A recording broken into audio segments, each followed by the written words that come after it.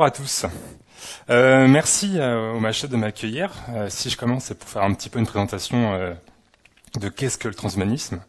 Donc du coup, je vais commencer par une question toute bête. Est-ce qu'il y a des gens qui viennent ce soir en ne connaissant même pas le mot, qui le découvrent peut-être pour la première fois? Pas beaucoup, c'est déjà pas mal, hein. Pas beaucoup. Alors si vous regardez, dans un dictionnaire, il y a la définition depuis 2017. D'ailleurs, je vais peut-être mettre mon diapo. Clac. En route. Il y a une définition dans nos dictionnaires qui est augmenter l'humain par la technique. Il y a d'autres définitions qui sont aussi présentes dans les médias. Si vous regardez les médias, voilà, tout ce qui est immortalité, robotisation de l'homme, etc. Et ce soir, je vais essayer de vous présenter notre définition qu'on a nous. Alors, je ne sais pas si vous savez, il y a une association française transhumaniste qui s'attelle à toutes ces questions qui arrivent autour du transhumanisme en France. Et du coup, nous, on a aussi notre propre définition, et c'est celle que je vais essayer de vous présenter ce soir. Au fur et à mesure, je vais aussi vous présenter ce que je fais, etc., au fil du diapo. Donc déjà, une problématique. Pour moi, la première définition du transhumanisme, elle vient d'une volonté d'aller voir plus loin que juste ce que je fais. Par exemple, moi, je suis en sciences. Ça va plus loin que juste avancer pour avancer, juste faire du progrès pour du progrès. C'est se demander à un moment vers où on va, quel sens on veut donner au progrès et à l'évolution. Et vient de là une hypothèse que propose le transhumanisme, donc qui est un hommage d'ailleurs à l'humanisme des Lumières qui remettait déjà plein de valeurs en question. Cette hypothèse, c'est on va se recentrer sur l'humain. Donc d'où le terme humanisme. On va se recentrer sur l'humain pour se dire que nous sommes le cœur du problème. Nous sommes au centre, on va essayer de replacer l'humain au centre des préoccupations. Donc c'est pas placer l'homme au centre des priorités, ce qui est différent, hein. Les priorités, on les connaît tous aujourd'hui, c'est notamment l'environnement. Mais replacer l'homme au centre du problème, c'est vraiment dire qu'à un moment on a pensé des choses ou des valeurs importantes sur qui nous sommes, comment on pense, comment on arbore le monde, comment on est éduqué, par exemple, qui sont aujourd'hui à remettre en question parce qu'on évolue et on a vu que, pour dire vraiment les choses, sur certains points, on a merdé, par exemple. Donc, des potentialités, c'est justement aller plus loin que ce qu'on est aujourd'hui, que les valeurs importantes qui sont les nôtres. Et alors, des valeurs importantes, on a remis plein en question, hein, notamment le vote des femmes ou reconnaître les Africains ou les Amérindiens comme des hommes, ou même se rendre compte que notre Terre est pas plate, ou par exemple qu'elle n'est pas au centre de l'univers. Ça, c'est pour les remises en question un peu éthiques, sociales, etc. Il y a aussi plein de remises en question technologiques. Hein, si vous prenez à peine 100 ans, avoir un téléphone qui permet avec des ondes de communiquer à l'autre bout de la planète en temps réel, c'est quelque chose d'absolument impossible, et pourtant aujourd'hui c'est totalement normal. Donc ça, c'est toutes ces hypothèses et ces potentialités qui vont être apportées. On va essayer d'aller plus loin et de oser remettre en question l'humain.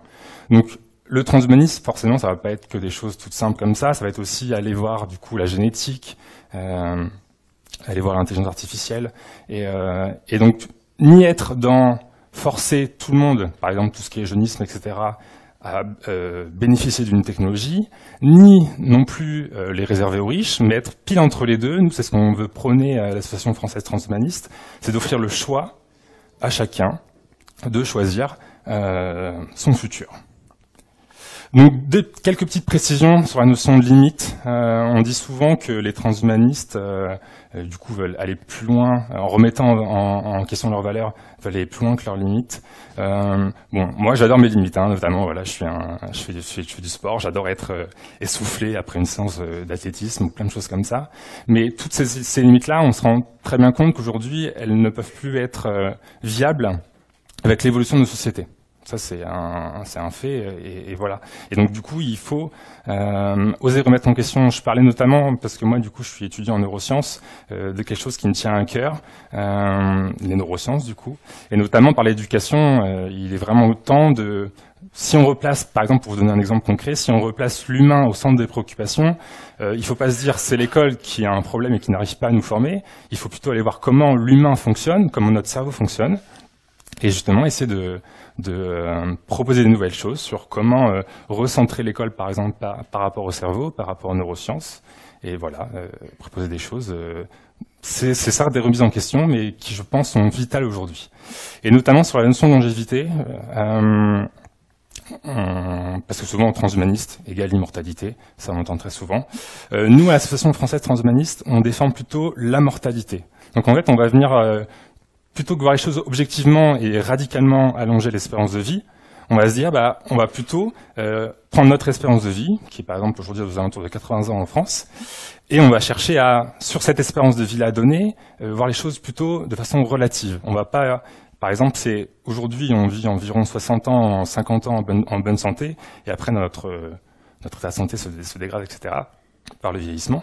Et nous, on va, en fait, sur cette partie-là, on va essayer de pas vivre juste, par exemple, 60 ans en bonne santé, mais plutôt 70, voire 75 ans en bonne santé, sur une vie qui est toujours celle de 80 ans. Donc c'est la différence entre vouloir augmenter l'espérance de vie et contrôler le vieillissement. Donc c'est des choses qui sont assez distinctes. Et pour répondre aussi très rapidement, alors j'ai que 10 minutes, hein, donc je vais très vite sur les sujets, mais n'hésitez pas à me poser des questions après. Est-ce que vous savez quelle est... Enfin, souvent on entend, quand on parle d'immortalité et d'allongement de l'espérance de vie, un argument qui vient tout de suite, qui est celui de la surpopulation. Est-ce que vous savez quel est le pays aujourd'hui où on vit le plus longtemps? Comment? Non. Enfin, oui. Oui, en gros, c'est tous les pays de l'Asie de l'Est où on vit très très longtemps. Et c'est aussi les pays qui, en même temps, ont la plus grosse chute démographique du coup en termes de population. Parce que du coup, on se voit que la surpopulation d'un pays n'est pas du tout liée à cette notion d'immortalité. Et il y a plein d'autres choses qui sont d'ailleurs beaucoup plus éthiques et importantes à travailler, comme par exemple l'éducation des femmes, qui notamment pose problème dans les pays d'Afrique, etc., où elles n'ont pas le recul pour savoir si elles doivent faire 1, 2, 3 ou plusieurs enfants pour juste amener de l'argent dans la famille. Donc c'est vraiment d'autres questions, et nous on essaie d'amener le débat pour présenter toutes ces choses-là. Donc enfin, pour avoir une vision un peu plus personnelle, je suis bon niveau temps, je sais même pas du tout si...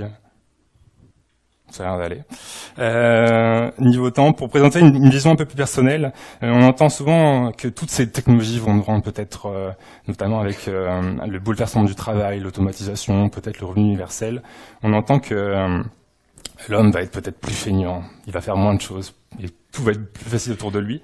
Et on nous demande souvent pourquoi, du coup, pourquoi faire tout ça?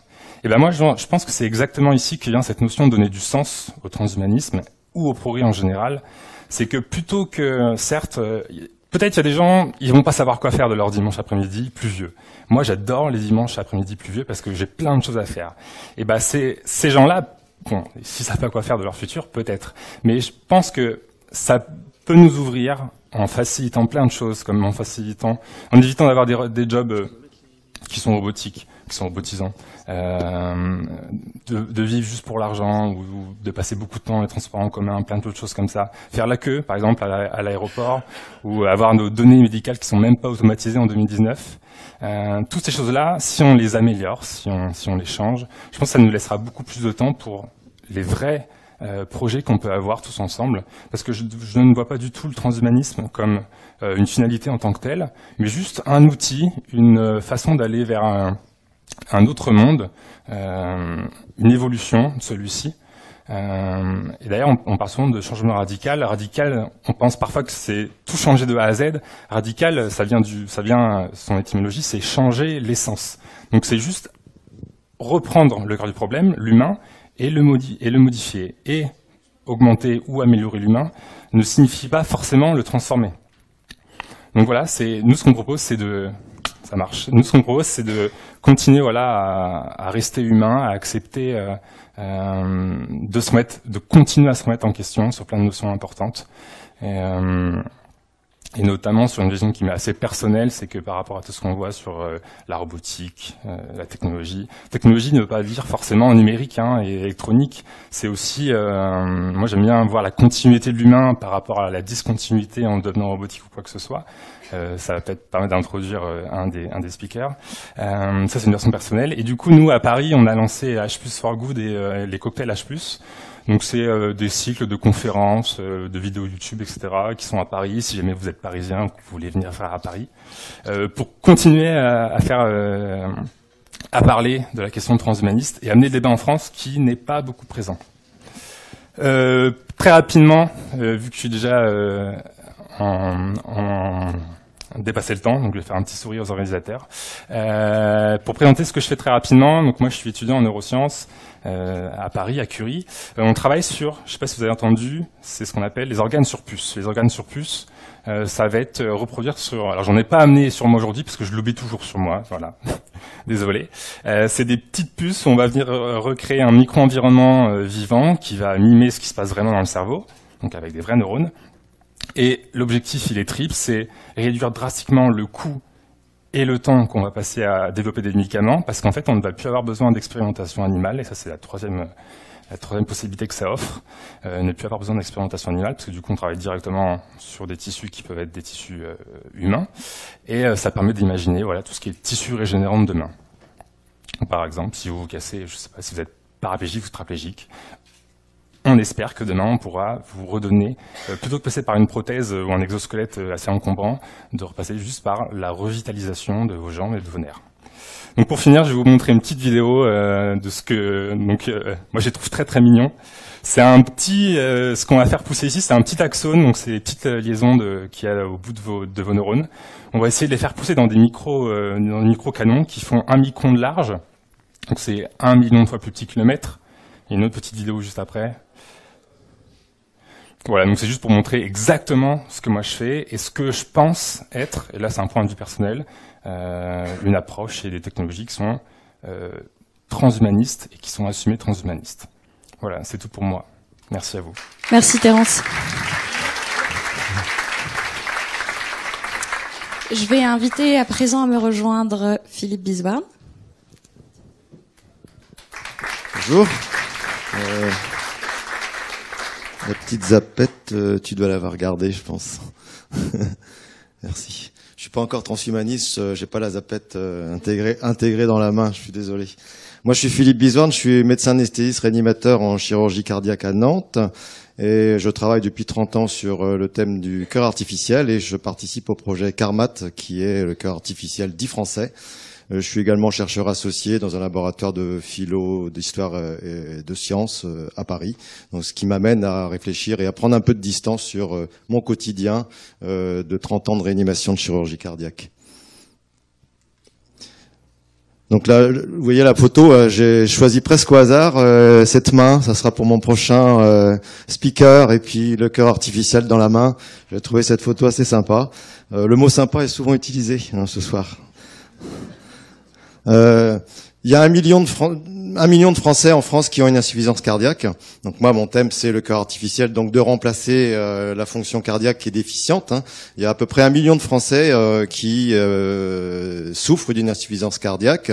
Et au stade de 10 terminal, c'est-à-dire à la fin, quand on n'est plus capable de bouger, quand on n'est plus capable de venir à Mashup 17, on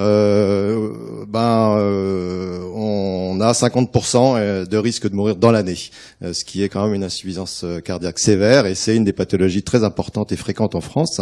Il y a à peu près un tiers des patients qui ont moins de 70 ans. C'est un âge terrible que pour vous. Peut-être que le transhumanisme proposera au-delà de 70 ans de greffer les gens, mais pour l'instant, c'est un seuil assez strict. Au-delà de 70 ans, on n'a pas de possibilité de greffe, sachant que la greffe, c'est le traitement de référence de l'insuffisance cardiaque actuellement. Mais il y a plein de patients qui peuvent pas être greffés. Pourquoi? Parce qu'ils sont peut-être un peu aussi trop âgés, qu'ils ont des complications du fait de leur insuffisance cardiaque et qui ont des maladies qui fait qu'on les contre-indique à la greffe. Dans ces cas-là, on peut leur proposer de les implanter de plusieurs systèmes mécaniques d'assistance. Le premier système et les premiers systèmes, c'est ce que vous voyez là. Je ne sais pas si j'ai une petite flèche. Oui, c'est ça. Et petite flèche là, d'accord. Je sais pas si ça va sur la diapo, j'en sais rien du tout. C'est super impossible. Bon, en tout cas, voilà, il y a un ensemble de systèmes là avec une petite machine qui est au bout du cœur, qui est à la pointe du cœur et qui tourne en continu à une vitesse très importante. Cette machine est reliée à un système de contrôleur, de batterie qui permet de fournir l'énergie nécessaire pour aspirer le sang qui est dans le ventricule du malade et pour l'éjecter dans ce qu'on appelle appelle l'aorte, c'est le gros tuyau qui sort du cœur gauche, puisque c'est la partie gauche du cœur qui est malade. Les 4/5 des patients en insuffisance cardiaque ont que la partie gauche de leur cœur malade. Je ne veux pas vous expliquer ce soir ici pourquoi. Vous voyez, les technologies sont de plus en plus importantes, et en bas à droite, vous voyez, dans la main, ça tient dans la main, hein, c'est ce qu'on appelle le HeartMate 3, c'est une petite machine qui tourne à toute vitesse, à au moins 10 000 tours par minute, qui est implantée à la pointe du ventricule gauche et qui permet aux patients de récupérer une fonction cardiaque satisfaisante, donc d'éjecter suffisamment de sang dans tous ces organes, évidemment. Un certain nombre de patients ne seront pas greffés non plus, c'est-à-dire que en attente de greffe, s'ils sont en attente de greffe, ils vont se dégrader, ou alors il n'y a pas de greffon. C'est une des grandes problématiques de la greffe, c'est qu'il n'y a pas forcément de greffon cardiaque comme ça dans les 5 minutes, et on leur propose soit ce type de machine, soit on va aller un peu plus loin dans la présentation, le cœur artificiel total qui nécessite d'enlever tout le cœur et de mettre une machine à la place. Donc ça, c'est ce qu'on appelle le Jarvik. Ça fait plus de 30 ans que ce cœur artificiel est implanté dans le monde. C'est une invention américaine. Et vous voyez, ces 2 ventricules, ils sont en plastique. Là, vous voyez la photo. C'est un de nos patients, d'ailleurs. Hein. Vous le reconnaissez pas, hein, ça je suis sûr. Il a un ventricule gauche, il a un ventricule droit, il a 4 valves mécaniques. Et on les branche, évidemment, sur les gros vaisseaux. Et puis, on referme le patient. Et bien entendu, les 2 ventricules, on les réintègre dans le thorax du patient. C'est une machine qui marche avec un compresseur d'air, donc c'est extrêmement bruyant. La grosse machine à gauche, qui est toute bleue, c'était les premiers compresseurs d'air il y a 30 ans. Et bien entendu, vous pouvez imaginer que pendant toute l'attente de la greffe, parce que ces malades sont en attente de greffe, ils restaient à l'hôpital avec cette machine branchée au bout de leur câble. Au milieu, c'est un compresseur un peu plus petit, et à droite, totalement à droite, c'est quelque chose qui est un petit peu plus... c'est un compresseur, mais qui est portable. Il fait 6 kilos quand même, hein, donc il faut être quand même assez costaud. Il faut faire un peu de sport. Quand on est insuffisant cardiaque, on ne fait pas beaucoup de sport, mais en fait, il fait 6 kilos et on peut rentrer chez soi quand même. On peut rentrer chez soi. L'inconvénient de ces machines, vous avez compris, c'est qu'ils sont branchés, les malades, hein, et que les tuyaux sortent du thorax. C'est pas quelque chose qui est totalement autonome à l'intérieur du thorax. Et il fait un sacré raffut, vous allez entendre.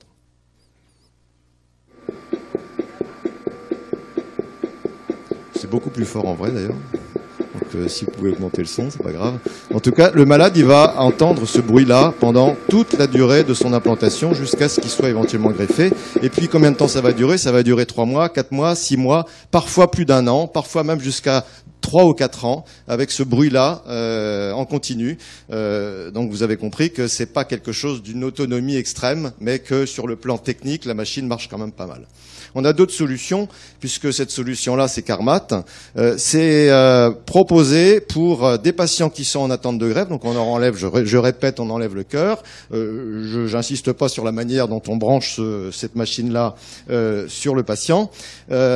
Donc soit ils sont en attente de greffe, soit, et ça c'était, on dira, le design de ce cœur-là, qui fait quand même 900 grammes, c'était implantation définitive, jusqu'à la fin de notre vie avec Carmat. Donc juste une petite vidéo. Ça va pas durer 1 minute 25, ça me prend un peu sur mon... Le cœur artificiel, à armature de plastique dur et d'un poids de 900 grammes, reproduit le fonctionnement naturel du cœur humain, avec ses 2 ventricules et ses battements.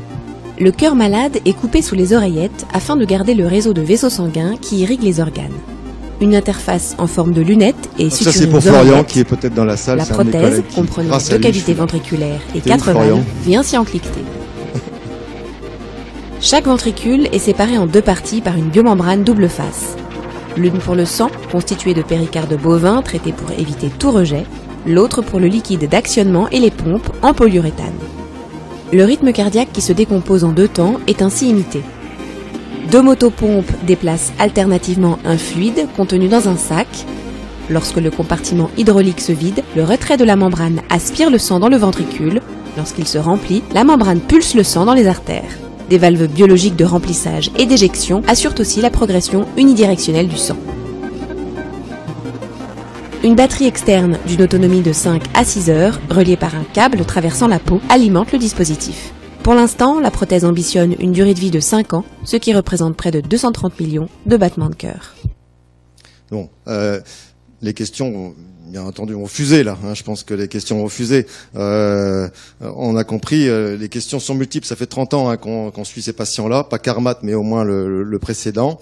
C'est des patients, vous avez entendu, qui sont branchés, branchés à ce compresseur, cette console externe. Avec Carmat, il y a moins, c'est pas un compresseur d'air, c'est totalement électromécanique, mais il y a aussi un certain nombre de câbles qui vont sortir. Et les questions qu'on pourra poser seront des questions autour du vécu corporel de ce patient-là. Le patient qui pourra se demander c'est quoi ce cœur, et nous on pourra se demander c'est quoi ce cœur-là. Est-ce que c'est, et ça c'est la question que peut-être on se poserait si on prend un peu de distance. Et bien entendu on a sauvé le patient, mais la distance qu'on va prendre est celle-là, autour de ce vécu corporel-là.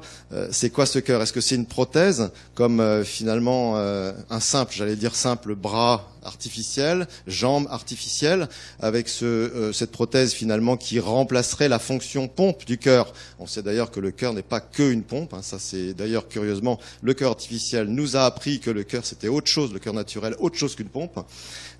Ou alors est-ce que ce cœur serait comme un cœur naturel qui serait incorporé dans ce qu'on pourrait appeler la machinerie de nos organes, un cœur comme Carmat qui essaierait de mimer, c'est exactement ce que les médias nous racontent, nous mimer le cœur naturel. Est-ce que c'est cette question-là qu'on va se poser? Et vous allez comprendre pourquoi on se la pose.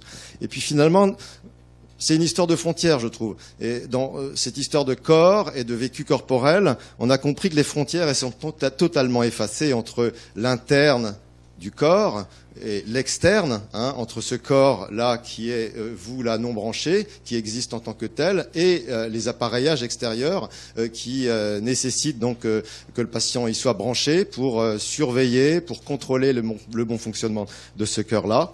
Et puis vous avez aussi compris ces frontières entre l'invisible silencieux de nos organes. Vous entendez pas vos cœurs qui battent. Peut-être si vous êtes très ému par mon talk, peut-être que vous allez entendre votre cœur qui bat un petit peu plus vite, mais on n'a pas l'habitude d'entendre nos propres organes fonctionner. Il y a des philosophes qui parlent même de silence des organes. On dit que la santé, c'est le silence des organes. Et puis, cette frontière entre le visible de cette machine qui est à l'extérieur et le silencieux et le bruyant, pardon. Vous avez entendu le bruit tout à l'heure de ce cœur cardio-ouest qui bat à qui bat très très fort. Et les questions éthiques vont se poser également entre la nécessité de consentir et comment on peut consentir pour être implanté de ce type de cœur-là. Les circonstances, les contextes vont beaucoup changer. Les questions autour de l'autonomie également. Comment ce patient va pouvoir vivre avec ce cœur-là. On sent bien qu'il y a une nécessité d'expérimentation, d'auto-expérimentation autour de la machine. Le malade peut être très vite expert de sa machine. Il peut aller bricoler les boutons sans aller bricoler non plus le fonctionnement du cœur, mais il va en tout cas regarder le bon fonctionnement. Il va être très à l'écoute des alarmes. Ou alors, est-ce qu'il n'y a pas une forme d'aliénation aussi du patient avec ce cœur-là? Et on sait bien qu'il va négocier beaucoup avec les acteurs extérieurs, et les acteurs extérieurs sont extrêmement nombreux, que ce soit les proches, que ce soit les soignants, que ce soit les ingénieurs techniciens des entreprises qui vont venir checker régulièrement le bon fonctionnement de ce cœur-là. La question de la fin de vie va se poser également, quand malgré ce fonctionnement parfait de ce cœur-là, il y a un moment donné où d'autres organes sont atteints, on peut avoir une maladie grave, et puis on va se poser nous la question, les médecins, d'arrêter, de tourner la clé de ce cœur. Vous voyez, j'ai mis une flèche rouge là, il n'y a plus qu'à tourner la clé, et au moment où on tourne la clé, la mort est déclaré. Le cœur s'arrête immédiatement dès qu'on tourne la clé. Il n'a pas la clé, le malade.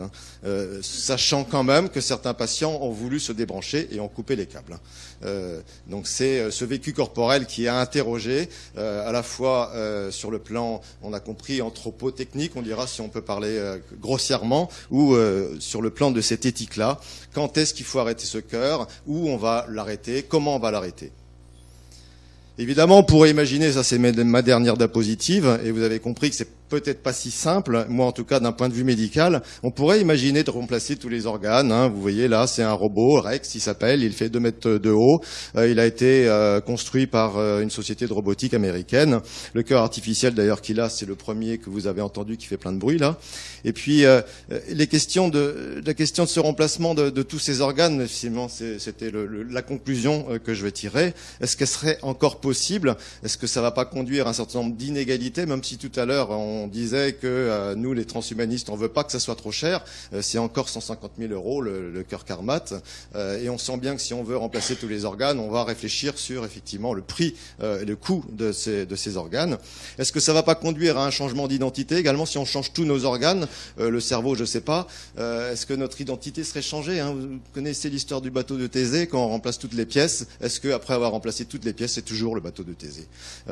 Et puis la question, et ça c'est ma dernière phrase, la question de la dépendance, des relations qu'il va y avoir avec les ingénieurs, techniciens, entrepreneurs de ces organes qui vont être là pour les surveiller, pour les contrôler, peut-être pour les réparer. Mais on sent bien que la question de l'autonomie est fondamentale dans cette réflexion autour de ce qu'on pourrait appeler l'homme bionique, qui est encore pas pour demain, mais qui est peut-être dans le rêve de chacun d'entre nous. Et je vous remercie. Merci Philippe.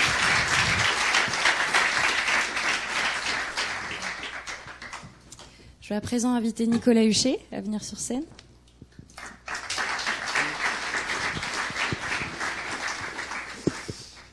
Merci pour cette super présentation. Bonsoir. Alors ma première question est donc transhumanisme, superhumain ou machine? Et si on faisait un vote, qu'est-ce que vous en pensez? Alors qui pense que être un transhumain c'est être un super humain? Le transhumanisme c'est être superhumain. Donc superhumain, voilà. Et les machines? D'accord. Bon, alors pour ceux qui n'ont pas vu, il y a à peu près 99% qui disent que transhumanisme égale superhumain. Donc moi je vais vous raconter mon histoire. Si je suis là, c'est parce que... alors c'est où? Est-ce que ça marche? Bah c'est pas grave. Si je suis là, c'est parce que en fait, moi j'ai eu un accident de parcours à 18 ans et puis j'ai perdu une main. Donc j'ai été appareillé de ce qu'on appelle d'une prothèse. On peut appeler ça une prothèse bionique, une prothèse articulée, un membre artificiel, on peut ça comme vous voulez. Et en fait, on appelle ça une prothèse bionique parce qu'elle bouge. Donc j'ai eu ça en 2002 et puis vous allez forcément vous demander, mais déjà vous allez vous dire que c'est stylé. Et vous avez raison.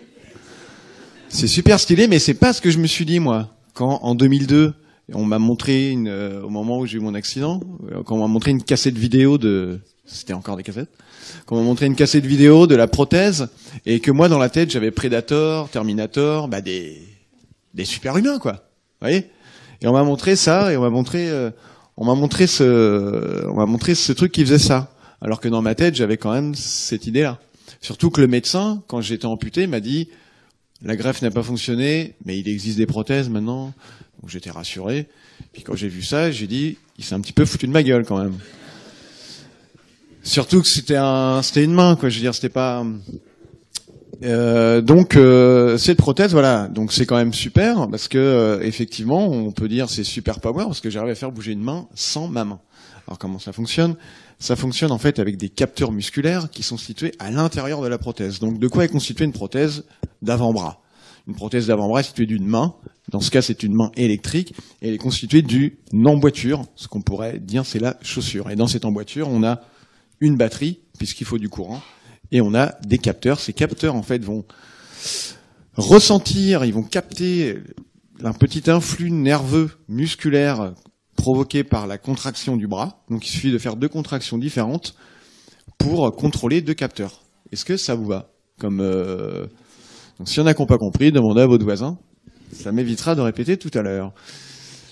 Maintenant, est-ce que j'avance? Voilà. Donc moi, quand j'étais petit, j'avais des rêves. Voilà, c'était être batteur de rock, piloter des avions et réparer des voitures. Et puis, comme mes parents ont été très clairs, ils m'ont dit bon, tu vas peut-être réparer des voitures, ça va nous coûter moins cher. Donc j'ai fait ça. C'est comme ça que j'ai eu un accident, j'ai été amputé. Et donc, j'ai été appareillé de cette prothèse. Donc voici à l'intérieur, en fait, de la prothèse. Vous pouvez voir la main mécanique. En fait, c'est des parties métalliques. Voilà, la prothèse de main. Vous pouvez voir l'emboîture. Et voilà. Donc maintenant, vous savez ce que c'est qu'une prothèse. Donc, les prothèses d'aujourd'hui, elles ont encore plus de super pouvoirs. Parce que, justement, depuis quelques années, sont arrivées sur le marché grâce à la guerre. Donc, des innovations technologiques. Évidemment, c'est l'humour un peu noir que je vous fais. C'est pas très drôle. Mais la guerre provoque des avancées technologiques. Et s'il existe des prothèses d'avant-bras qui sont électriques, c'est parce que après la Seconde Guerre mondiale, Première et Seconde Guerre mondiale, il y a eu énormément d'innovations dans ce secteur, puisque notamment en Angleterre, France, Allemagne, puisqu'il y avait énormément de blessés de guerre. Il y a eu les guerres en Irak, énormément de blessés, puisque les GI étaient super protégés, mais du coup, ils étaient démembrés quand ils revenaient. Donc, il y a eu beaucoup de recherches sur les prothèses. Et donc, voici les Super Power prothèses de super transhumains qui permettent donc de bouger tous les doigts. Aujourd'hui, on peut bouger tous les doigts. Et surtout, on peut faire tourner la main, en fait, comme ça. Voilà. Donc, des choses qu'on peut pas faire avec une main normale. Et donc, moi, je vais vous donner mon avis sur, je vais vous donner ma petite réponse. Voilà, moi, j'ai une prothèse et des fois, il n'y a plus de batterie. Donc, il me faut une batterie de rechange. Sauf que les nouvelles prothèses d'aujourd'hui, elles ont la batterie intégrée. Parce qu'avant, je pouvais changer la batterie, donc j'en avais toujours une dans ma poche de rechange si jamais ça tombait en panne. Parce qu'il n'y a pas un petit voyant, vous savez, comme dans le réservoir pour le réservoir de la voiture. Donc les nouvelles prothèses plus perfectionnées, tout ça, ils ont une batterie intégrée, c'est génial. Sauf que quand ça tombe en panne, il faut le chargeur. Et le chargeur, si vous voulez, c'est un chargeur propriétaire. C'est comme un chargeur d'ordinateur. C'est propre à la prothèse. Donc là, par exemple, moi, pour venir à Nantes, j'ai le chargeur de mon téléphone, de mon ordinateur, de ma prothèse, etc., etc. Ensuite, une prothèse, ça tombe en panne. Oui, on peut pas aller dehors forcément quand il pleut. Oui, parce qu'il y a des composants, donc il faut éviter aussi les environnements poussiéreux. Donc pour moi, l'humain qui se dote de technologie, pour moi, c'est une machine. Parce qu'une machine, ça tombe en panne, et que si on a un cœur artificiel, il peut tomber en panne, même si, évidemment, tout est fait pour que ça n'arrive pas. Donc moi, je suis là, en fait, plutôt pour redescendre d'un cran les choses, je vous le dis clairement. Il faut des gens pour envoyer des sondes sur Mars et puis donner l'espoir à des gens de vivre sur Mars. Et puis il y a des gens qui ont toujours pas de logement sur Terre. Voilà. Donc il y a aussi des gens qui veulent avoir un troisième bras ou respirer sous l'eau. Et puis pendant ce temps-là, il y a des gens qui ont toujours qu'une prothèse, qui ont toujours qu'une main ou qui n'en ont pas et qui seront pas autonomes. Donc moi je fais partie de cette catégorie de personnes qui aimeraient bien qu'il y ait un peu plus d'égalité. Je suis évidemment pour ces choses-là, ces recherches, qu'on aille plus loin, parce qu'il faut aller plus loin, il faut sortir, il faut aller voir ce qui se passe ailleurs, mais je fais toujours cette comparaison, et j'espère que vous me comprenez. Voilà, que c'est important d'aller voir ce qui se passe ailleurs, de repousser les limites du corps, comme on va essayer de repousser les limites, par exemple, on vit sur Terre, et on veut aller vivre dans l'espace, et on veut voir toujours plus grand, puis des fois on se dit, mais c'est bien beau, mais il y a toujours autant de problèmes sur Terre, pourquoi on n'essaie pas de les régler? Donc moi je pense que et si je suis là en fait justement c'est pour provoquer ce débat parce qu'il faut se parler et ça sert à rien d'être tous d'accord, de se dire ouais vive le transhumanisme ou c'est nul, enfin tu vois. Je pense que c'est important de parler de ça et moi je fais partie de ces gens voilà qui se disent en fait mon discours c'est donc vous avez vu les mains je sais pas si on les voit encore les mains qui bougent là. Est-ce que vous savez combien ça coûte une prothèse? Eh bien ça coûte un bras. Voilà. Donc, voilà, encore une fois, le coût, c'est 1 minute. D'accord, très bien. Bon, une prothèse, ça coûte cher, donc j'ai passé mon message, c'était le plus important, 2 minutes. Moi, il y a quelques années, j'ai découvert l'impression 3D, et donc j'ai découvert l'électronique, les Fab Labs, et j'ai découvert qu'on pouvait télécharger des fichiers sur Internet, des mains imprimées en 3D, et puis ça, c'est une main robot qu'on peut faire soi-même, que j'ai fabriquée dans un Fab Lab, ça s'est passé pas loin d'ici, c'était à Rennes. Et ça m'a amené dans une aventure formidable qui m'a appris à me fabriquer ma main, à essayer de me réparer et à voir mon handicap autrement. Et quelque part à l'accepter et surtout en être fier quelque part, être content d'être handicapé, puisque sans ça j'aurais pas découvert la fabrication digitale, l'impression 3D. Et donc le fait d'agir sur moi-même, ça m'a permis de voir la technologie autrement. Et aujourd'hui, en fait, alors ça c'est le prototype, donc c'est un prototype à 300 €, fonctionne avec des servomoteurs. On peut pas vraiment s'en servir, mais par contre, je suis passé de amputé à cyborg, si vous voulez. Moi qui peux plus serrer la main aux gens, les gens venaient me voir parce qu'ils voulaient serrer ma main de robot. Voilà. Et d'un seul coup, je suis passé pour un cyborg, alors qu'en fait, ça tombe en panne très souvent, quoi. Et Et donc, ce que je veux dire, c'est que c'est tellement sympa que je me suis mis à jouer avec mon handicap et que cette idée, en fait, on l'a concrétisée par une association qui s'appelle My Human Kit, dont le but est de fabriquer des aides techniques au handicap. Donc, on a un Fab Lab à Rennes qui s'appelle Human Lab, dans lequel, en fait, les personnes concernées en situation de handicap viennent et sont porteuses de leur propre projet. On a des myopathes qui souhaitent pouvoir tourner la tête parce qu'ils sont obligés de le faire avec leur fauteuil. On a des imprimantes qu'on a hackées, qu'on a transformées, qui écrivent en braille. On a plein de projets autour de ça. En fait, le handicap, c'est une vraie source d'inspiration. Et puis également à Nantes, donc là, vous voyez, il y a une prothèse de jambe. Ici, il y a une trottinette adaptée sur un fauteuil. Là, c'est Mathilde, qui est myopathe, qui apprend à fabriquer une imprimante 3D. Et puis ici, on a Guillaume, qui est paraplégique, qui fabrique un fauteuil roulant pour bébé, parce que ça n'existe pas en France. Donc et puis là encore, on a des paraplégiques qui font du parapente. Toutes ces choses-là, c'est possible. Voilà. Donc moi, je suis là aussi pour passer le message qu'on doit essayer d'être tous égaux, qu'il faut voir plus loin, mais qu'on doit être tous égaux. Et donc je termine. Ça c'est nos partenaires, c'est pas important. Enfin, si c'est important, excusez-moi. Et je finis par dire, en fait, aussi à Nantes, il se passe un truc super sympa. C'est que moi, si je suis à Nantes aujourd'hui, c'est parce qu'il y a une entreprise qui s'est créée et qui est justement en train de travailler sur des prothèses open source. Parce que c'est la base de ce qu'on fait, nous, c'est le partage des savoirs pour qu'il y ait plus d'égalité dans ce monde. Il y a même le représentant qui est là, il y a David qui est dans le coin, si vous voulez lui parler, de la société Orthopus, qui est à 10 minutes d'ici. Et voilà, on va y arriver, on va continuer. Voilà, merci à vous. Merci Nicolas.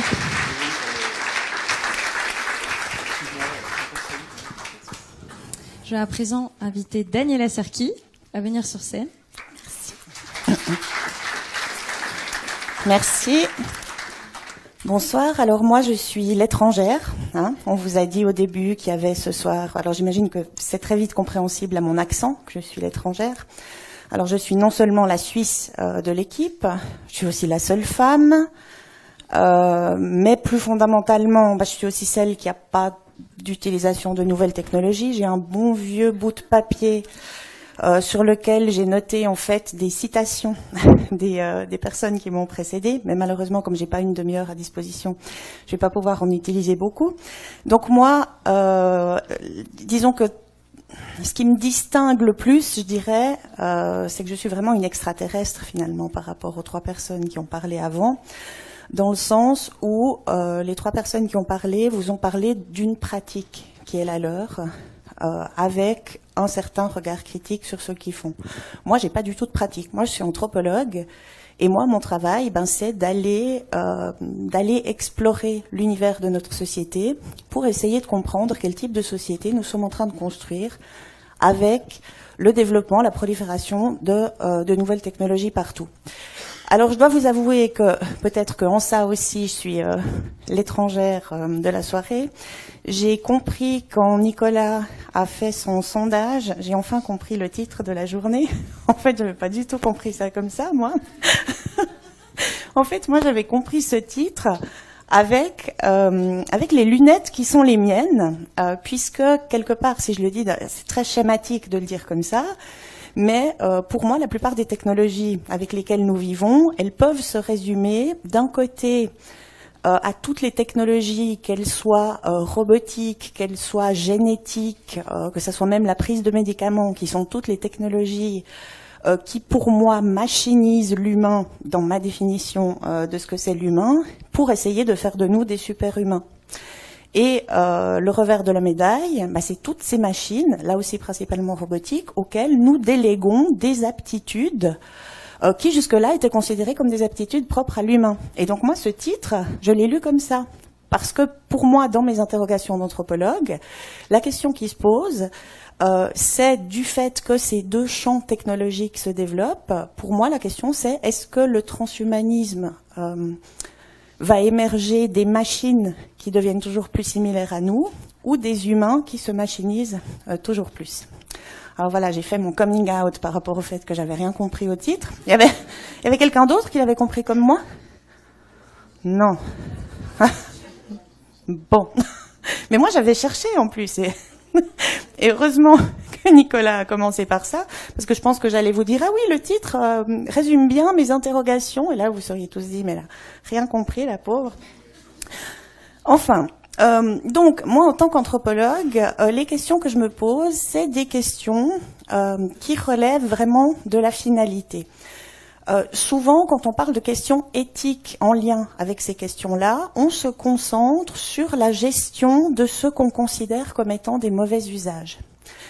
Et là, j'ai appris avec intérêt, je savais pas que l'Association française de transhumanisme faisait ce H+ for good, qui pour moi est un bon exemple justement de ces questions éthiques qu'on se pose en se disant qu'il y a un bon usage et un mauvais usage.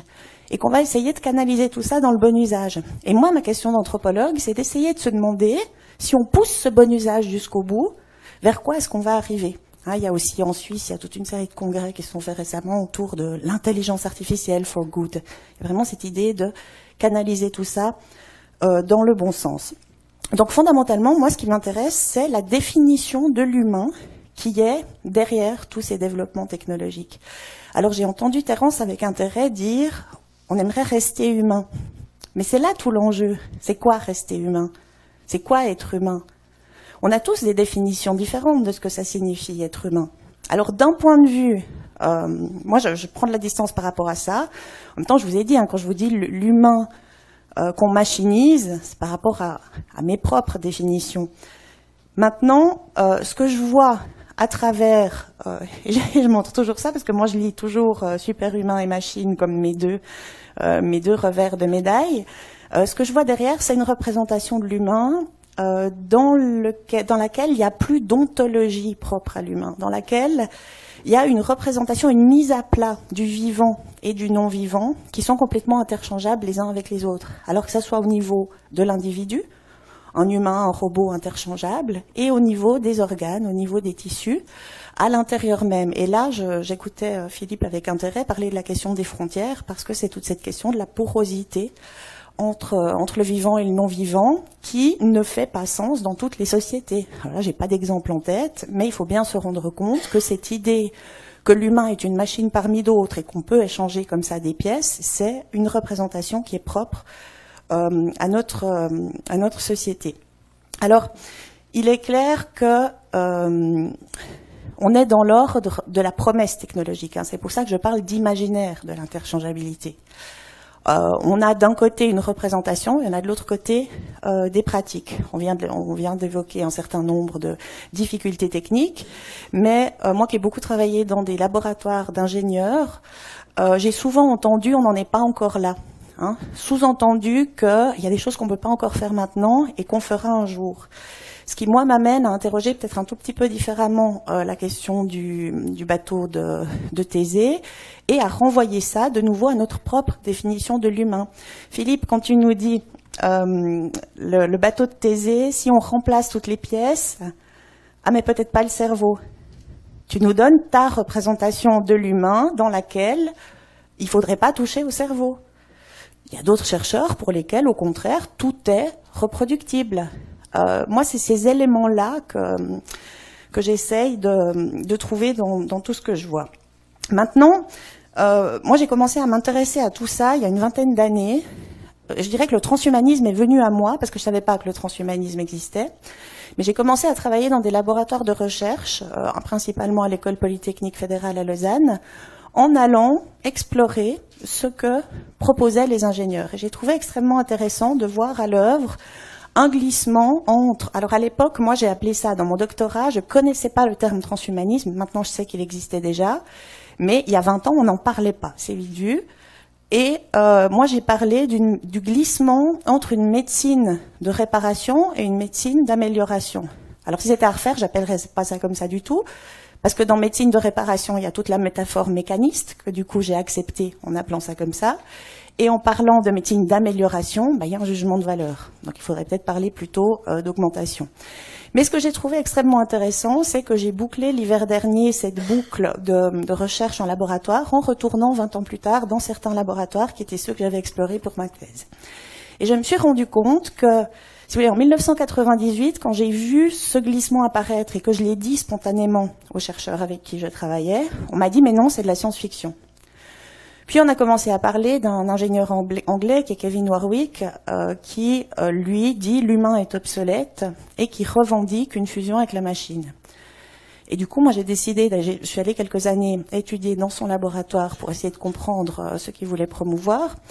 Et quand j'ai commencé à dire aux ingénieurs avec qui je travaillais jusque-là que j'allais aller dans le laboratoire de Kevin Warwick, on dit « Ah oui, mais lui, il est fou ».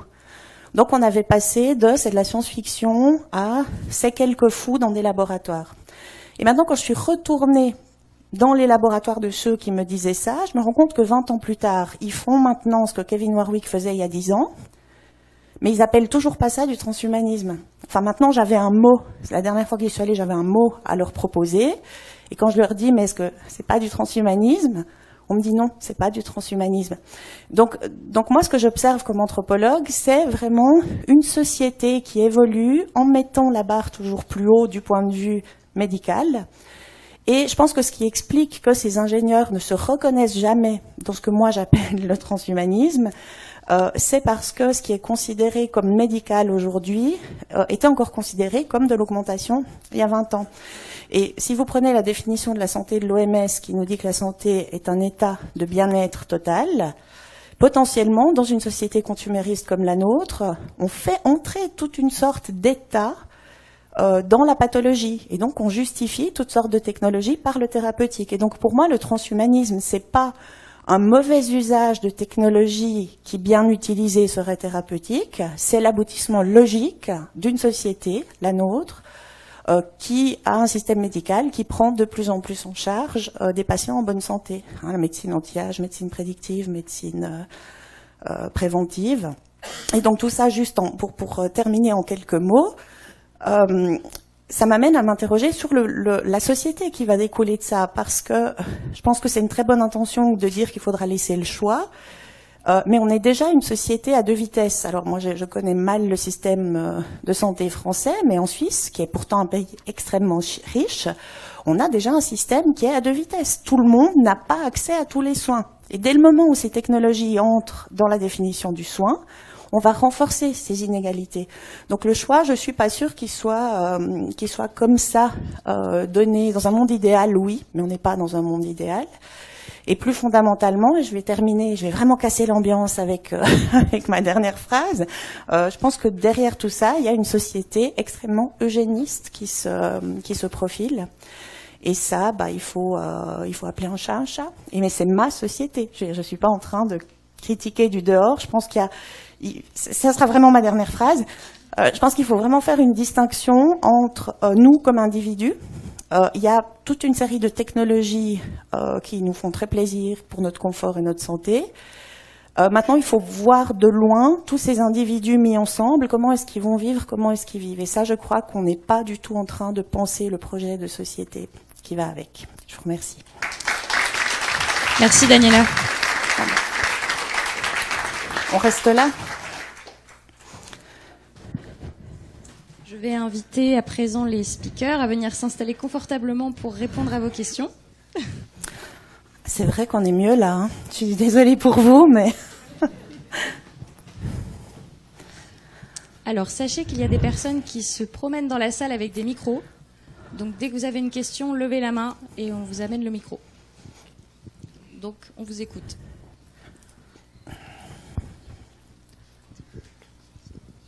Merci, bonsoir. Alors, en vient d'en apprendre beaucoup, je voudrais revenir tout d'abord sur les dernières phrases que nous a dit Daniela et essayer de comprendre un petit peu le positionnement de vous quatre quant au transhumanisme. D'un côté, on a, pour moi, c'est mon point de vue, Nicolas, et j'ai mangé votre nom, navré, Philippe, pardon, dans lequel on parle réellement d'un transhumanisme d'amélioration de l'humain, certes, mais pas de l'humain standard, d'une amélioration plus curative ou palliative dans certains cas. Et d'un autre côté, on a Terence et on a alors Kevin Warwick dont vous parliez, qui pousse l'humain vers la machine, et Terence qui nous parlait effectivement d'une recherche vers l'humain amélioré, vers un transhumanisme de confort. J'aimerais vraiment savoir, est-ce que dans vos têtes à vous quatre, dans toutes les pratiques que regroupe le transhumanisme, il y a les pratiques qui sont curatives et les pratiques qui seraient potentiellement de confort ou d'amélioration, et du coup connaître votre point de vue sur l'égalité d'une des catégories par rapport à l'autre. C'est un peu long. Moi, je peux vite répondre parce que c'est ce que j'ai essayé de dire en très vite à la fin de mon intervention. Pour moi, il n'y a vraiment pas lieu de séparer les deux parce que toute une série d'États qui seraient actuellement considérés comme de l'augmentation, dans 3 ou 4 ans, seront considérés comme pathologiques et donc la même technologie entrera sous l'étiquette thérapeutique.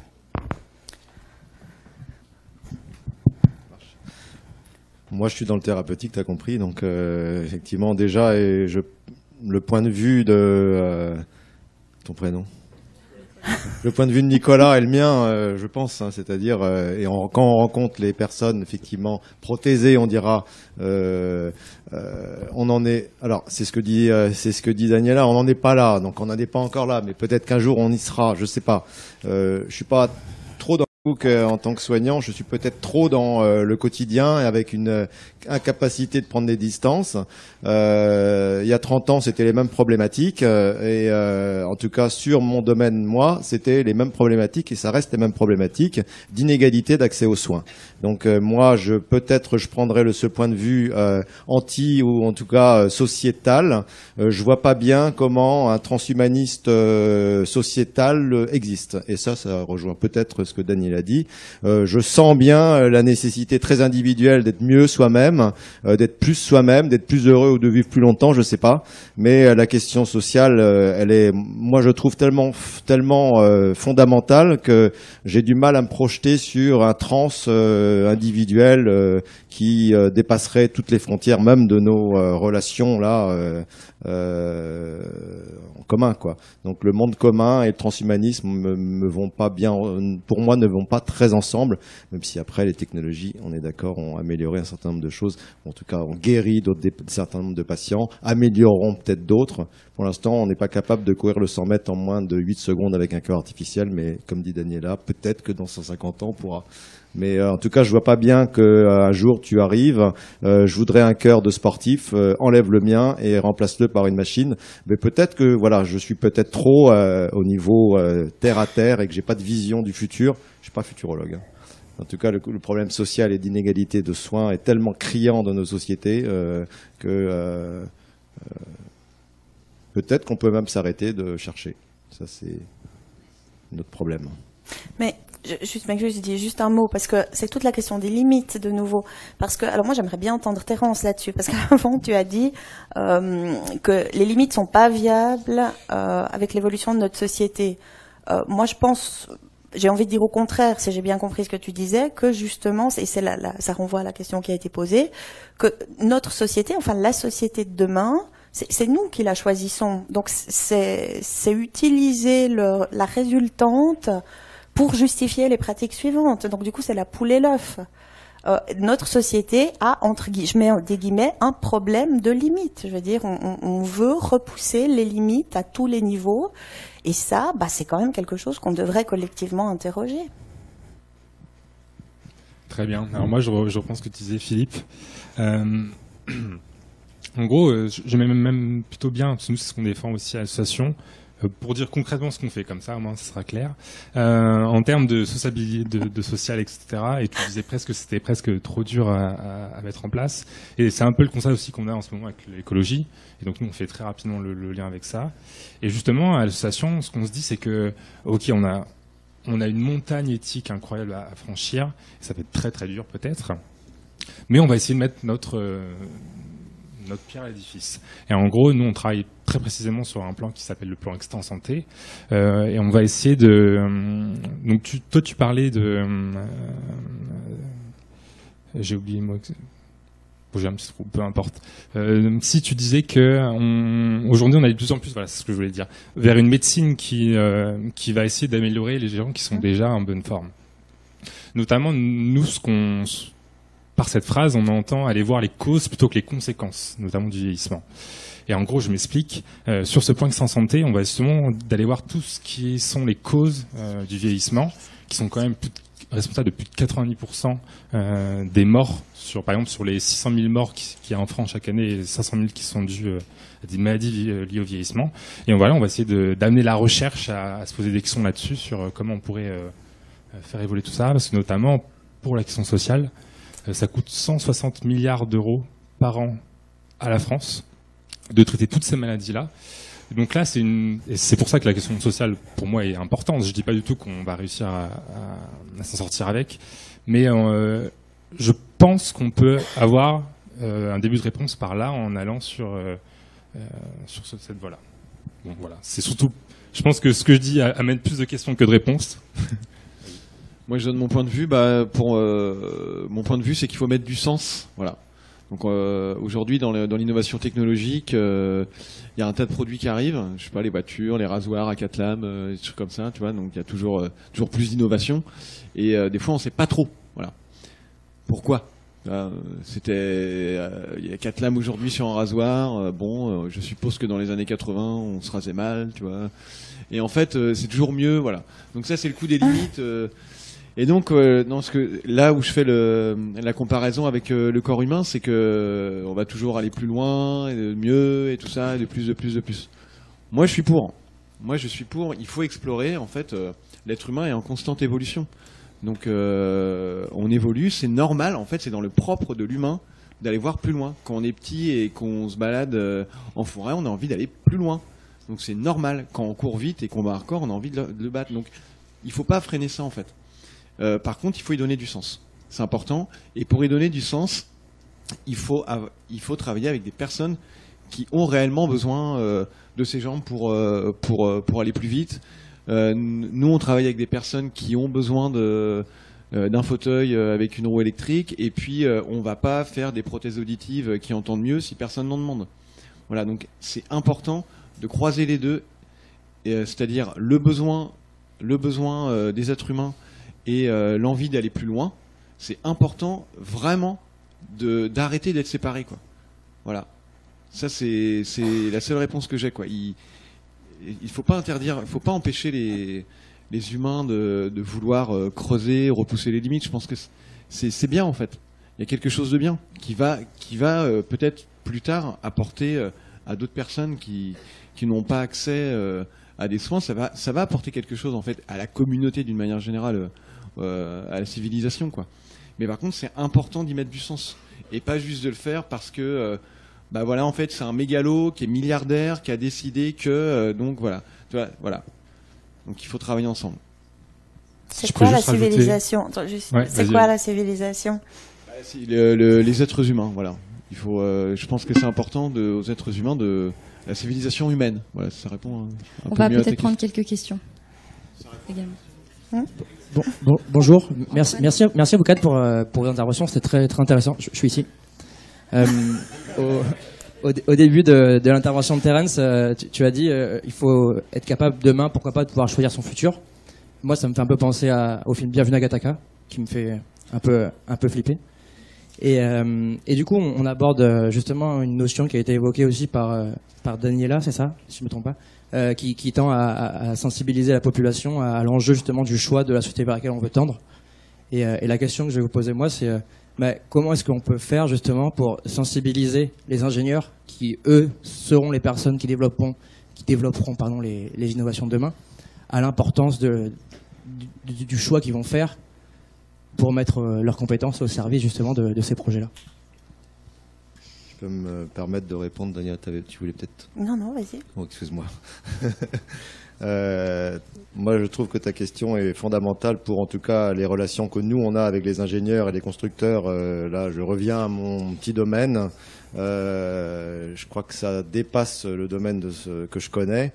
Le soin à prendre, et ça, c'est un philosophe qui s'appelle Xavier Guchet, qui est français et qui travaille sur ces questions du soin que les ingénieurs ont à prendre de leur propre construction et de création. Soin dans le sens, effectivement, quel sens je vais donner à mes propres créations pour que éventuellement il y ait les mots me viennent comme ça, une adaptation, en tout cas une meilleure possibilité d'incorporation, par exemple, de technologie. Et c'est vrai que nous, dans dans la technologie que moi je connais, la question effectivement de l'oubli du corps, et je reviens à la question du corps, peut-être en tant que médecin, et a été bien montrée par des anthropologues, par exemple comme Leslie Sharp, qui a travaillé sur la greffe et sur la construction des cœurs, par exemple artificiels, et qui a bien montré que les ingénieurs oublient un petit peu pourquoi ils travaillent, et que leur but ultime, c'est effectivement que le truc marche bien, mais sans aller au-delà et sans essayer de comprendre finalement à qui ça va servir et pourquoi ça va servir. Donc il y a cet oubli du corps qui est bien montré par un certain nombre de personnes, et les ingénieurs ont à travailler effectivement avec nous, sans doute, peut-être pas dans leur coin, mais avec nous tous ensemble, et développer des projets en commun, et effectivement une réflexion peut-être un peu naïve de comment l'ensemble d'une société peut essayer de se mettre d'accord sur telle ou telle recherche serait peut-être une sorte d'idéal. Évidemment, on en est probablement loin, mais tu vois ce que je veux dire pour ça. Vas-y, Daniela. Non, mais alors moi j'ai toujours l'exemple. Moi je suis pas optimiste. Hein. Faut être clair. Moi j'ai toujours le même exemple qui me vient à l'esprit quand on a ce type de discussion, c'est l'exemple du clonage. Ou quand Alan Coleman a cloné Dolly, la brebis, il y a tout de suite eu des comités d'éthique. Il fallait sensibiliser parce que il fallait, Dolly était un mammifère, il fallait pas cloner l'humain. Donc c'était clonage humain versus clonage non humain, et surtout c'était Vade Retro Satanas pour le clonage humain. Pendant ce temps, les laboratoires se sont pas arrêtés. Effectivement, en Angleterre, où était Coleman, il y a des lois qui ont été instaurées.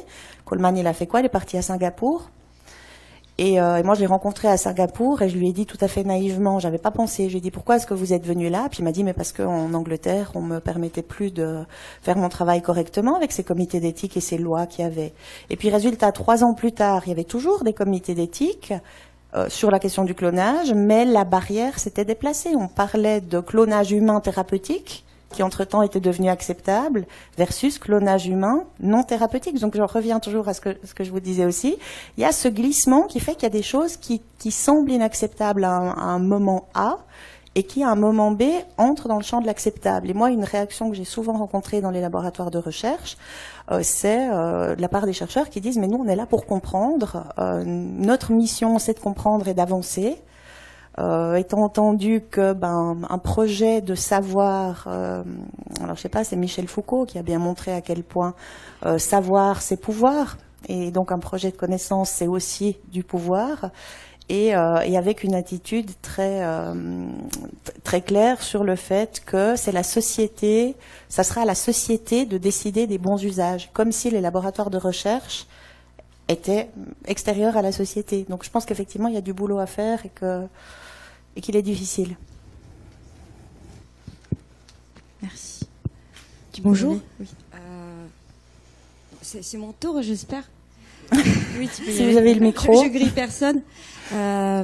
Merci pour votre intervention. Et moi, madame, il faut rester optimiste.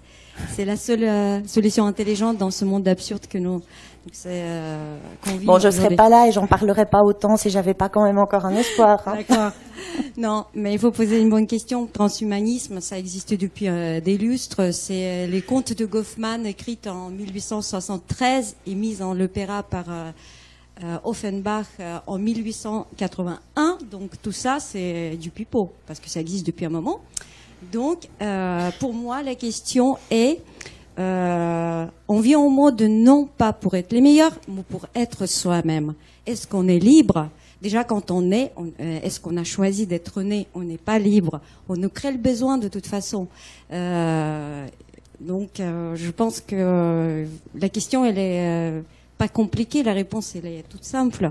Après, quand il y a des personnes qui sont malades, qui ont besoin de l'aide de la science, là, je l'entends bien.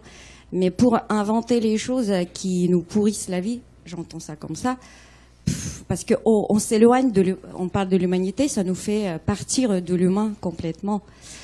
Pour vous, quand vous avez parlé des imprimantes 3D, j'ai été au congrès en Russie. Ils font les cœurs, les mains. Ils créent d'abord le tissu, les cartilages. Et ensuite, ils utilisent cette matière pour faire le cœur avec les tissus qui sont complètement comparables au cœur que le bébé a dans le ventre de sa maman, qui sont construites, etc. Et c'est hyper intéressant. Donc ils font des recherches, ils font des greffes faites à partir des imprimantes 3D bio. Je sais pas, il y a un terme spécifique. Je sais pas comment ça se dit en français, mais en russe, je sais. Donc ça nous donne de l'espoir que finalement, à un moment donné, le cerveau humain, il est capable de créer quelque chose qui serait comme cloné à peu près. Hein. Les Chinois l'ont fait, ils ont fait l'humain complètement capable de mener la vie comme nous, surtout qu'on a les machines, etc. C'est plus compliqué. Hein. Voilà, ça c'est mon point de vue. C'est tout ce que je voulais dire. Merci. Oui, au fond. Bonsoir. Du coup, un peu dans la continuité au niveau de ces questions et de ces nouvelles technologies, notamment en biologie, le fait de pouvoir reproduire et recréer, je sais pas moi, un organe humain. On parle souvent, on associe transhumanisme et machine. Au final, quand on voit l'émergence de ces technologies, est-ce qu'il y a réellement un avenir pour l'aspect machine et robotique dans le transhumanisme? Est-ce qu'au final, pourquoi on ferait un cœur, par exemple, alors qu'un Carmat, alors qu'on pourrait recréer un cœur Oui, il y a eu des tentatives avec les cellules souches. On a tenté, il y a eu des essais cliniques de mettre des cellules souches sur le cœur dans les zones très infarcies. Pour l'instant, c'est effectivement raté. Ça marche pas bien. Et je vais pas répondre contre ce que Daniela pense, parce que effectivement, pour les histoires de limites... Il m'entend penser maintenant. Mais oui, c'est trop génial, Daniela. Mais on va se revoir bientôt en plus, donc... je suis pas futurologue, j'avoue. Donc peut-être que effectivement la vision de la recherche idéale ou des beaux progrès, c'est assez séduisant, c'est sûr. C'est une sorte de promesse de recréation, divine ou pas, j'en sais rien, mais en tout cas une sorte de promesse de recréation que tu proposes. Évidemment, nous en tant que médecins, on est là pour aller effectivement améliorer le mauvais fonctionnement. Je dis améliorer le mauvais fonctionnement, je dis pas améliorer le fonctionnement de l'ensemble de nos organes, si on considère qu'on est un ensemble d'organes. Là, on sait qu'il y a eu des progrès depuis extrêmement longtemps. Juste là, c'est vrai que l'histoire du temps reste un problème quand même. Et puis l'histoire de l'argent aussi. Moi, ma question, ça serait effectivement, dans cette société très individualiste ou capitaliste, du rôle des entrepreneurs en fait. Et puis c'est ce que je suggère, cette dépendance de l'entreprise, cette dépendance de l'ingénieur et du technicien, et toujours plus effectivement de technologie, mais finalement qui conduit pas à une meilleure autonomie de soi-même, mais pour le coup à une très grande dépendance de l'autre. Dans les greffes juste de cœur, on est tellement dépendant des traitements immunosuppresseurs toute notre vie qu'effectivement on a renaît, puisque c'est toute la question de la renaissance également, mais cette dépendance en tant que patient est effectivement importante et fondamentale. Et moi, je vois pas bien, malgré même les technologies qui peuvent venir, comment on pourrait devenir comme une voiture autonome, un humain autonome, avec la possibilité de se réparer soi-même, même si effectivement on a nos propres imprimantes 3D à domicile. Ça, c'est peut-être de la futurologie, c'est peut-être pas vers ça qu'on peut aller quand même. En tout cas, le monde de l'entreprise, en tout cas, le côté, prise en charge de l'autre, ou dépendance, en tout cas, des ingénieurs, techniciens et entrepreneurs, moi, me paraît, en tant que, avoir un petit peu de distance par rapport à ma pratique, me paraît, moi, une crainte. J'ai cette crainte-là maintenant. Je ne sais pas ce qui va se passer dans 50 ans, mais ça existe, cette dépendance aux promoteurs de ces nouvelles technologies. Bonsoir.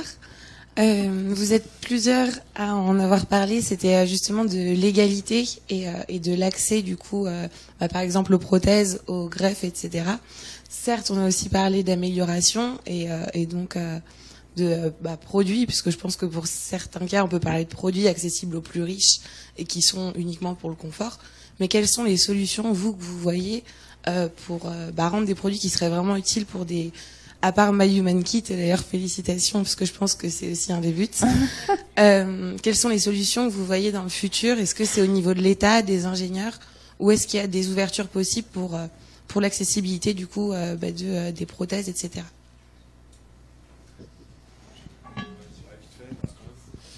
Alors, je pense que la collaboration entre humains, c'est important. Voilà, donc il faut effectivement creuser des matériaux qui n'étaient pas utilisés avant dans les prothèses. Je vais prendre les prothèses de main par exemple, mais l'impression 3D par exemple, c'est très peu utilisé. Et dans les entreprises qui fabriquent ces prothèses-là, on est encore sur des machines traditionnelles. Donc, quand je dis des machines traditionnelles, c'est des machines à commande numérique, des tours, des machines qui vont travailler la matière, qui vont enlever de la matière. Alors que l'impression 3D, c'est tu pars de zéro et tu vas fabriquer quelque chose. Donc c'est pas facile de faire évoluer les mentalités dans des entreprises où il y a un savoir-faire qui est là depuis maintenant un siècle et ça fonctionne comme ça. Et il faut innover, mais c'est difficile quand l'entreprise elle a peut-être 300 salariés, des choses comme ça. Donc il faut faire confiance aux personnes qui prennent des risques. Et je pense que les entreprises qui ont des fonds et devraient justement soutenir ces start-up sociales, comme on commence à appeler ça, qui ont envie, entre guillemets, de changer le monde et de partager leurs solutions pour voir le monde autrement, travailler autrement, peut-être revoir la vision des brevets. Parce qu'en fait, mettre un brevet sur une prothèse qu'on a inventée, ça coûte cher. Donc ce qui veut dire que la prothèse, elle va coûter cher. Ce qui veut dire qu'une fois de plus, 2 personnes sur 10 vont y avoir accès. Parce que ça va coûter cher. Alors que si on partage les recherches et qu'on voit la santé autrement que comme un smartphone ou un rasoir, parce que c'est le thème ce soir, j'ai entendu en parler. Non mais je veux dire, il y a des produits de loisirs ou une console de jeu, je sais pas, où on peut se permettre de mettre des brevets pour protéger des inventions. Mais tout ce qui concerne la santé, je pense, devrait être partagé dans le bien commun de l'humanité. Voilà. Et c'est la seule manière. Moi, c'est la seule manière que je vois que ça peut changer.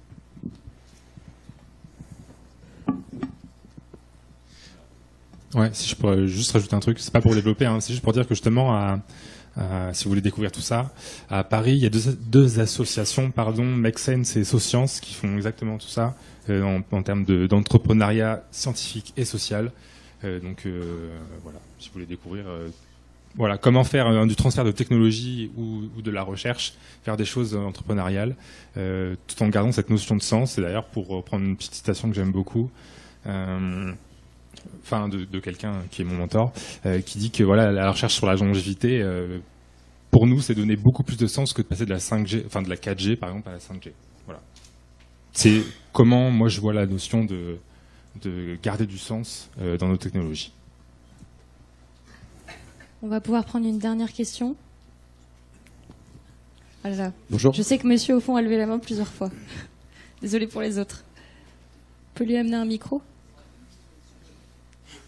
Au fond, Lys.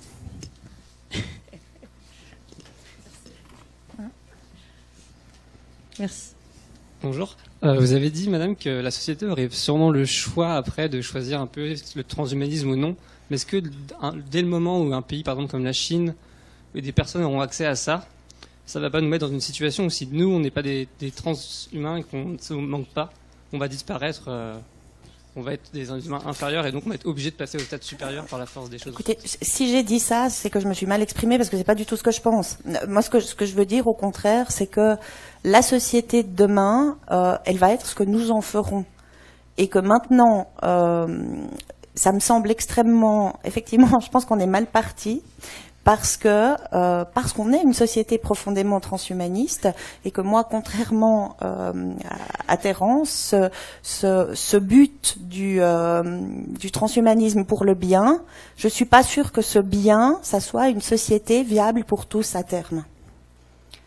Justement parce que je pense qu'on n'a plus trop le choix déjà à l'heure actuelle. Mais justement, je pense pas que la société ait vraiment le choix. On est engagé collectivement dans un processus, et pour qu'on arrête d'aller dans cette direction, mais encore une fois, moi non plus, je suis pas futurologue, mais il y a beaucoup de discours très optimistes par rapport au fait qu'on va vers un futur magnifique, avec toujours plus de que toujours plus de technologies, c'est synonyme d'un futur toujours plus génial. Moi, je suis pas convaincue à 100%, mais je veux dire, le problème, c'est que ceux qui vendent ça, ils en savent pas plus que moi, finalement. Sauf qu'ils ont derrière eux beaucoup d'argent. Je veux dire, c'est des laboratoires qui vendent du rêve, et que ce rêve est financé. Et c'est pour ça que moi, des fois, je me fais un peu plus pessimiste que ce que je suis quand j'en parle comme ça, parce que j'aimerais bien aussi qu'on rééquilibre un petit peu, et puis qu'on se dise, bon, les scénarios optimistes peut-être, mais pas forcément. Et là, il y a vraiment des choix de société à faire, et quelqu'un a dit, je crois que c'est toi qui a dit avant, quelque chose de très important, en faisant le lien avec l'écologie aussi, c'est que le corps humain, c'était le dernier bastion qui restait à conquérir dans un système capitaliste qui avait tout réifié et tout vendu. Et là, le transhumanisme, pour moi, c'est ça aussi. C'est ce processus du capitalisme qui poursuit son chemin. Et maintenant, on commence à avoir une prise de conscience. On commence par rapport à l'environnement. Je pense qu'on devrait être beaucoup plus avancé que ça dans notre prise de conscience. C'est pour ça que je dis qu'on commence, même si c'est pas tout neuf. Et quelque part, j'ai l'impression qu'on a juste un train de retard avec l'humain. Dans ce qu'on dit maintenant à propos de préserver l'environnement, peut-être qu'on le dira dans 20 ans à propos de préserver l'humain, parce qu'on aura peut-être compris que c'est un processus. Ce que je dis est si choquant que ça. Voilà, je m'arrête là, du coup. Du coup, si je peux juste revenir, dire que je suis utopiste, t'as totalement raison. Mais de toute façon, mais totalement. Mais en gros, ouais, c'est comme pour cette.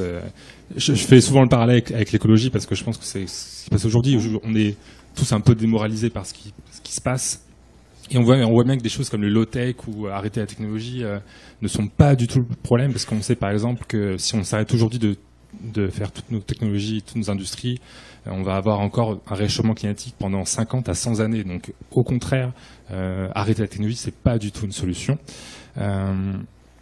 Donc oui, certes, je suis utopiste, ça c'est sûr, mais en même temps, nos technologies sur lesquelles on travaille, notamment au laboratoire, c'est des choses qui vont pas du tout arriver tout de suite, hein. Ça va être peut-être 20, 30, plus en termes d'années, c'est sûr. Mais bon, après moi j'ai choisi le choix de même si je sais pas forcément si ça va réussir, je tente. Voilà, j'essaye de tenter. Merci beaucoup. On va devoir arrêter les questions pour ce soir. Nous pouvons remercier nos 4 intervenants.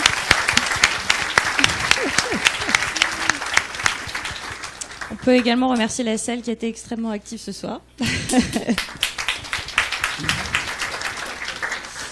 Je vais à présent inviter nos 4 speakers à s'installer confortablement pour écouter les pitchs.